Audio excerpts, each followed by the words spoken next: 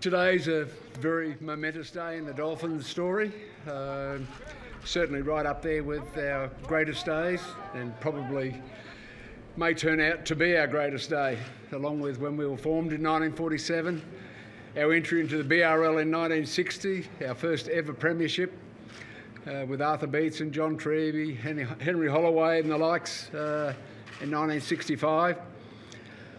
And our next premiership 30 years later in 1994, and here we are today. And we're super excited and very thankful for all the work that our forebears have done in making the Dolphins what they are. And we intend to do our very best, and we do have lofty ambitions, and we won't rest until those ambitions are met. And with that, I'll say thank you, everyone, for coming. You just then let Tony. We'll stand up now and go to one mic. Can you come this way? Yeah. Howdy, I'm Tony Murphy. I'm the CEO of the whole organisation for all the businesses. Okay, now. Oh, that's Terry's organisation. Listen, my name's Tony Murphy. I'm CEO of the whole organisation, and just like to just fill you in a little bit that it wasn't a late decision for us to bid for the 17th licence. We've planned for this for a lot of years. It's been in our strategic plan. It's our number one thing that we wanted to play in the strongest competition that we could. We haven't had that opportunity very often, and this opportunity presented its head, and we took it with both hands. And just like to tell you that we do have a poker machine business, but we also have food and beverage, and we diversed away from that, and we own an aquatic centre, a fitness centre, and we do leasing, office leasing. We have our shopping centre, and we have also as the club and the stadium. Now, we built the stadium not so much just for NRL. We built the stadium as a business. If you think about Sydney, they've got 14 stadiums. Brisbane's only got one boutique stadium, and that's ours. So it's certainly been enormously successful. I think we've had 40 or 50 plus events in the last 12 months. Obviously, about a third of those have been cancelled, but it's been we have planned, and we've always desired to play in that top comp, and from Des Webb, Tosser Turner, Arthur Beats, and which everyone's chimed in and helped. We'll just ask you some questions while you're there. Otherwise, sure. Okay. So, have we heard how happy you are? Well, mate, I'm enormously happy. It's one of those things that I had to shut the door today, and I've been involved, CEO of the organisation for the last 16 years, and but I've been involved with the club since early 80s. It's one of those moments where you close the door, and it's been a lot of work go under the bridge. You know, it's one of those things that you dream about, and you've got to take it in. I don't think it's really hit us yet, but obviously over the next few weeks we'll realise the importance of being the 17th licence. It's pretty obvious that financially was the biggest reason why you got this. You stand on your own 2 feet, you weren't going to be a liability. So that was very well done on behalf of the club over these years. Yeah, it certainly has. It's been an effort by our board and our management, and we have diverse. We bought this land in 1993, and 11 hectares in the middle of town. We're able to do a lot of different things with the zoning of it. I think we paid $1 million back then, and now, what's that? No, 20 odd years, 30 years later, it's worth a lot of money. So it's probably our jewel in the crown is that we bought the land. Can you explain what you're going to do with the name and the club colours? Well, I think Bob might do that one with the name. Yeah. Well, we'll certainly be the Dolphins. That won't change. So swap, yeah. Sorry, Do you want to swap it? I'll ask you some more questions, Yeah, okay. and then we'll go there. Yeah. So, is it true that you'll be the richest club in the league? Oh, well, asset-wise, I'm not too sure with some of them big Sydney clubs, but you've got to understand the Dolphins, we're all one business. We've got juniors from under sevens right through to seniors, and now with an NRL club. We own all our businesses. We have very, very little debt. Will you play premiership matches here at all, or is the plan to play every week at Langton Park? Oh, mate, we plan to play premiership matches out here. Yes, we plan to probably play up to about 4 a year. We'd like to do 7 or so blockbusters at Suncorp, and also share with Sunshine Coast Stadium as well, which covers. Bring it up to NRL standard. Oh, we need some better press facilities. Lighting's going in as we speak. The connectivity for instant replays is being put in there at the moment, so it won't be too far away from that. And look, we got plans, a master plan to build an extra grandstand, probably move the club to the corner because we've got so much land. We've got lots and lots of plans. Where does this leave the Intrust Cup? Always be the Redcliffe Dolphins. Where Always. does it leave the Intrust Cup? You're one of the biggest teams in the Intrust Cup. Well, we'll be still in the Intrust Cup. The Redcliffe Dolphins are playing the Intrust Cup. Obviously, so much emotion in you guys getting the tick. Is it even, like you're saying, you're pitching yourself, you can't believe you've even got the team. Can you pitch yourself that Wayne Bennett will be wearing one of those blazers in 2023 as well? I'll let Bob answer that one. No, I'm going to get out of here. Ready, Bob. Talk us through the colours first of all, and the team name. Obviously, it's different from. Let's see Coach first. Well, the colours will be our traditional colours, red and white, and we may have an additional bit of colour added there, a couple of different colours. Our name will certainly be the Dolphins. We'll always be the Dolphins. What we put before it or after it is open for discussion. That hasn't been decided yet. I said earlier about having lofty ambitions and wanting to be the best in the land, and with wanting to be the best in the land, you try and hire the best people in the land. And I would think that if Wayne's not the best in the land, he's right up there. We've reached out to Wayne, and those discussions are progressing nicely. And hopefully in the next little while we'll know what's happening. So the NRL was pretty clear, Andrew, Abdo, that the name was just going to be the Dolphins, but you believe that you're still going to have a location before it? Not really. It's the Dolphins we're really committed to. Every Sydney team and, the Storm, everyone shortens them to whatever their brand is, basically, and we'll be the same. We'll be certainly the Dolphins. So that's our plan at the moment. Yeah. There's reports that Wayne's already signed. Is that wrong? I've missed that. He said reports are that Wayne's Reports that signed. Wayne Bennett's already signed a 3-year deal. Is that incorrect? No, the talks are progressing, and no, it's not signed yet. What about players? Is there anyone that you're in talks with? No, not allowed to talk to them until the 1st of November. So. What if we wave a magic wand? Who would you like to play for you? Who would you like to be the Dolphins' first signing? Probably anyone in the test team would be good. And if you can get the rest of the test team in, that'd be wonderful. Oh, the one's not that powerful. Good. Look, I really don't know who's available. There's lots of wonderful players in the competition. But we really haven't thought that far ahead. Well, I certainly haven't. Something you have thought about is you mentioned your ambitions.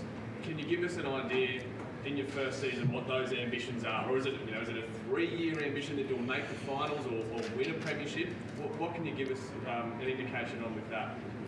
We want to be standing here or somewhere, holding the World Championship at some stage. Now, we wouldn't think that'd happen immediately, but that's certainly our goal, to be right at the top of the tree and be a sustainable, successful club for many, many years. And obviously that doesn't happen overnight, but that's our plans.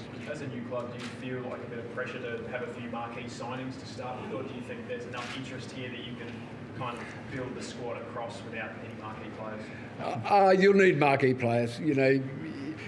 Any team in the competition's got to have quality players, and you won't win games unless you've got quality players, and we'll find some quality players from somewhere. I suppose is that where the good thing we spoke about before about the financial status of the club will come into account? You've got a good little war chest ready for when you do know the players that are available?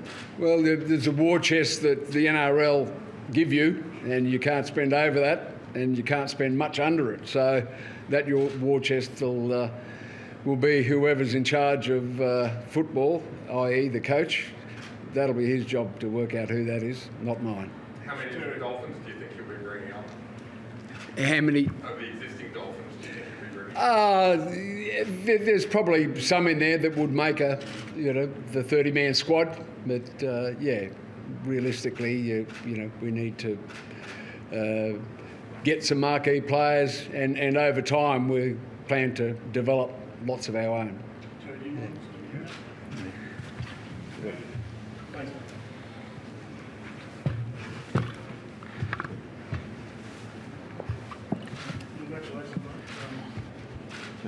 When did you actually get the phone call? Just take us through that moment. Like, who phoned you? How'd it go? Much to the contrary with the press we did yesterday, we actually hadn't officially heard from the NRL.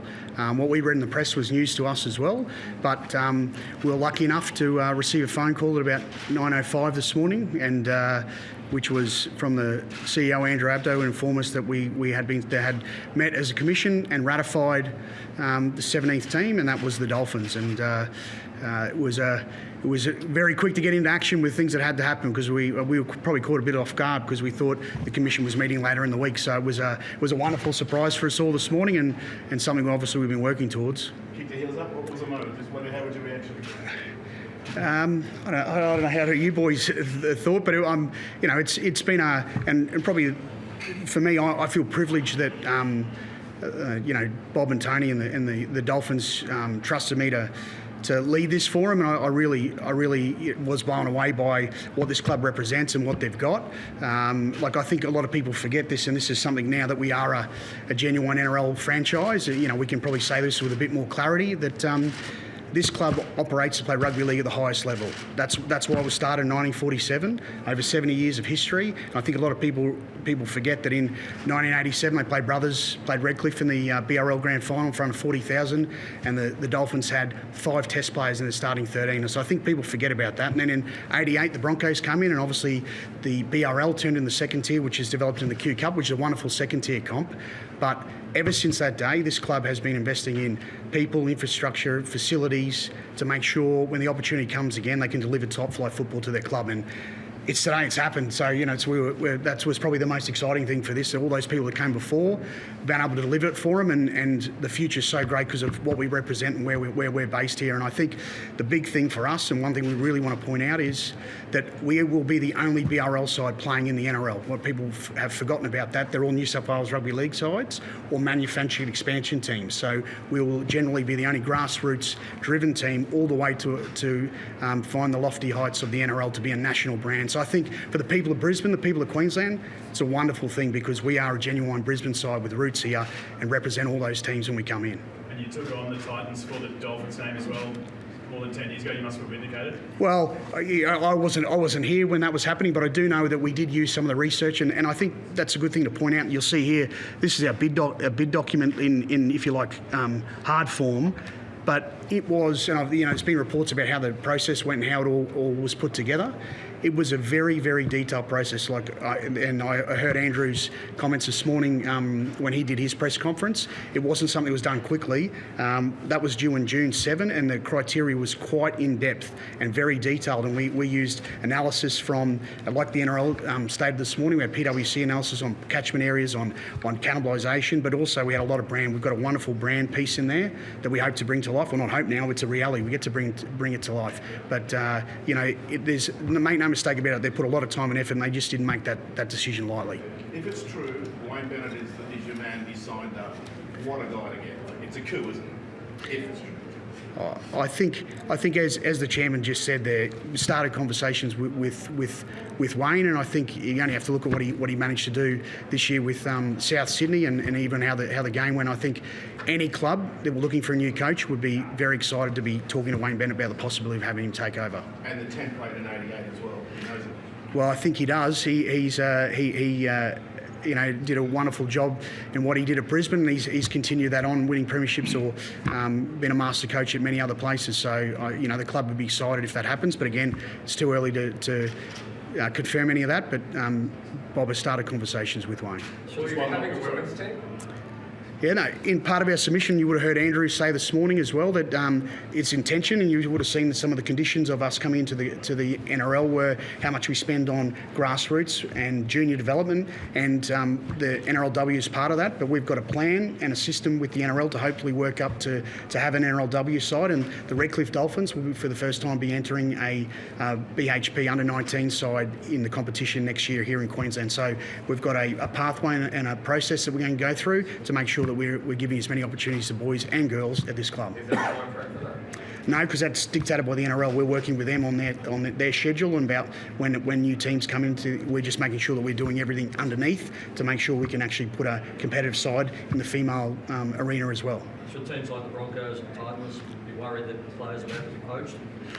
I think when you look at a playing market, and I think that's the important thing why 23 has had to happen as it has, is because the window only opens like this every 5 years. So at the end of each broadcast agreement, so there's still 70 odd players off contract at the end of 22, which we are allowed to speak to from November 1. And as Bob and Tony have said, obviously coach is the first requirement for that, but that's only 2 weeks away. So we've got a lot of work to do. The real work starts now.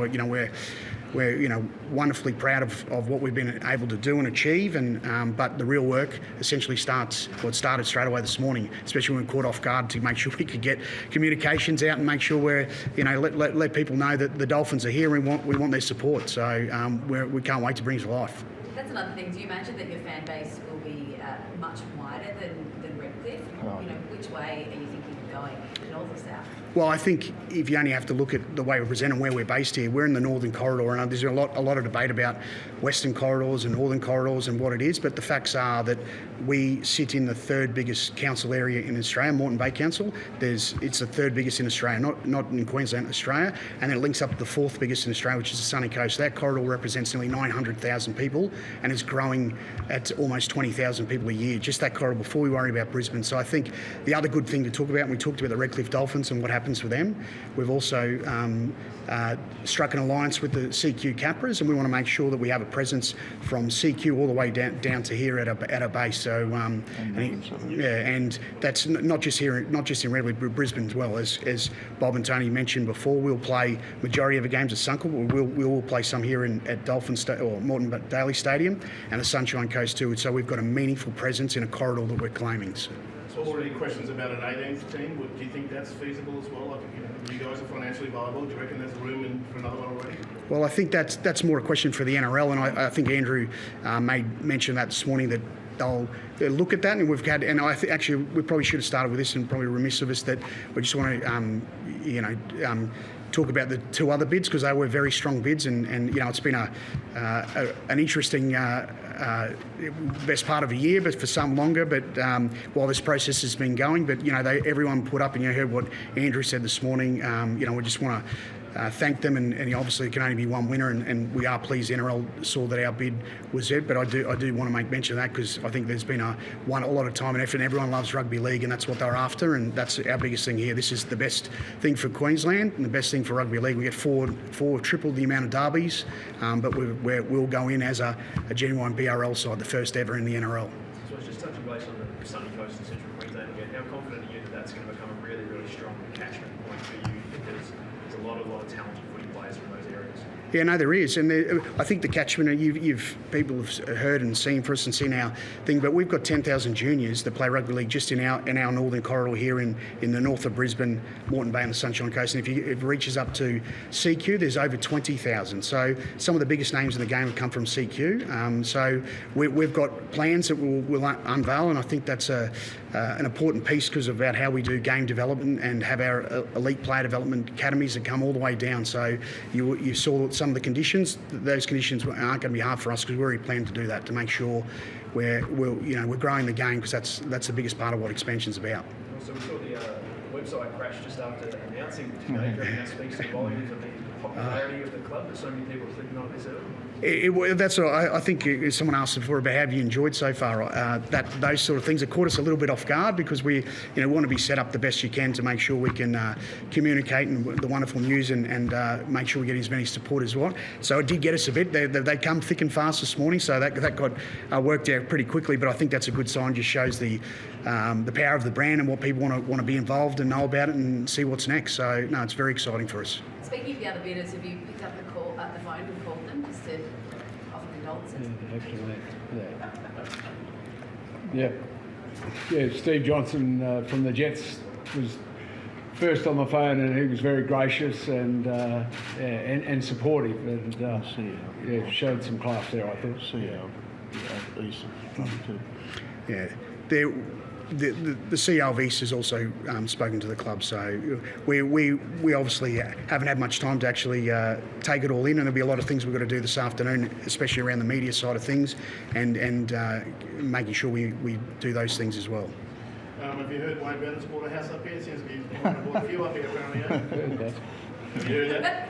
I've heard that, I don't blame him if he has.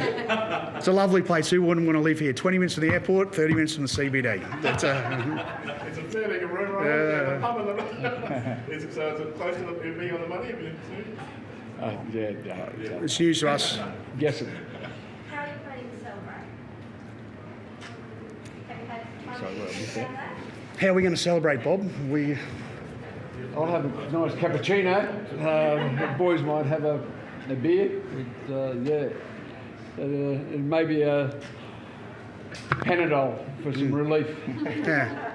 There's quite a few people in the club today, so will there be some celebrations out there, do you think? Well, funny enough, Wednesday is not usually a really busy day, but that car park out there today has probably 3 times more cars in it than usual. So, and I know lots of our members, have been whooping it up since early this morning. So, yeah, it's been great. Yeah, there's been a lot of anticipation, I think, with the media reports, and we were buoyed by reading those, but didn't want to take anything for granted, and we did not find out until this morning officially. So it's been a whirlwind few hours for us, that's for sure. And while we're here, actually, we should make mention to we work with a lot of partners to pull this together. It's not something you sort of knock up in the back room on PowerPoint. It's a significant document with a lot of research and a lot of people today, and want to pay tribute to the CT guys who work with us. And still working with us in the background to make sure that we can pull all that together in the way that's the NRL seen fit that it was the best bid and the best submission. So we're really proud of that, and that document will set us up for a bit of a strategy, and we will look forward to actually bringing the media along with that, as we have many things that are we haven't actually released yet, and that now that it's a reality, we've got a very detailed 100-day plan of how things are going to work and what's going to roll out over the next 100 days. Admittedly, it was done thinking this was going to be finished on the end of July when it was meant to before we had the COVID break, so we've probably got to fit 30 days into 1 week. So there's a few things to come, but we'll make sure that we take the media on that journey with us and bring you along, because we want everyone behind our club. And as Bob said, the Dolphin is one of the most powerful emblems in the country. We joke about this, but you show me someone that doesn't love a Dolphin, and we hope that the fans will see that, and people that are rugby league. We've got the biggest migration interstate than any other state, and a lot of people come here and they're looking for a team, and what better way to get behind the new one. So look forward to bringing all that to life with you and showing you the new brand and how it comes together. What's your colours? What do you see as the colours? Obviously that's yet to be announced. We saw yesterday. Next week we'll actually have a launch to launch our new brand, the colours and everything associated with the story behind it and how it's been brought to life, and it's detailed to the submission. And you saw Andrew talking about the Dolphins and what it meant and how to have the best reach and how that's going to make sure we get as many fans on board. So we'll bring that to life in the coming days and weeks.